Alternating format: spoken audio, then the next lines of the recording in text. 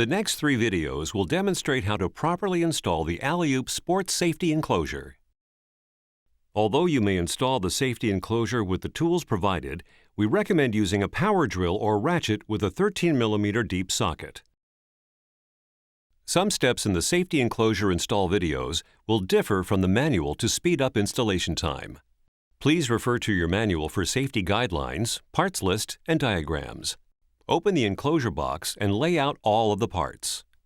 Do not use a knife or sharp object on the inner box as it contains the safety net. Check to make sure all parts are included using the manual checklist on pages 8 and 9. Begin by assembling the poles, foam, and sleeves. Unfold a green pole sleeve and slide a short piece of foam into the sleeve followed by a long piece of foam. Use the long piece of foam to slide both pieces to the end of the sleeve.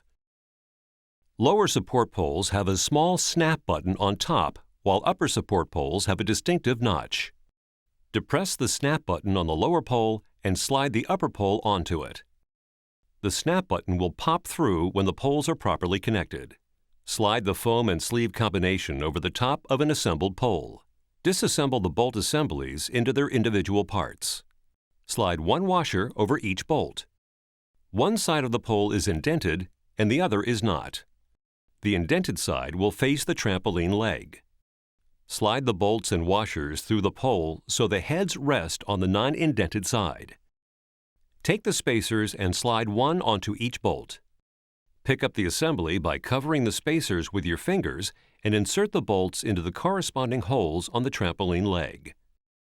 Ensure that the pad is not pinched between the pole and frame.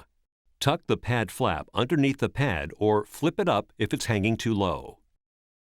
Place a washer and nylock nut on the bottom bolt. No washer is necessary for the top bolt because the nylock nut fits into an indentation in the frame. As you tighten the top bolt with the Allen wrench, the nylock nut will be drawn into the hole.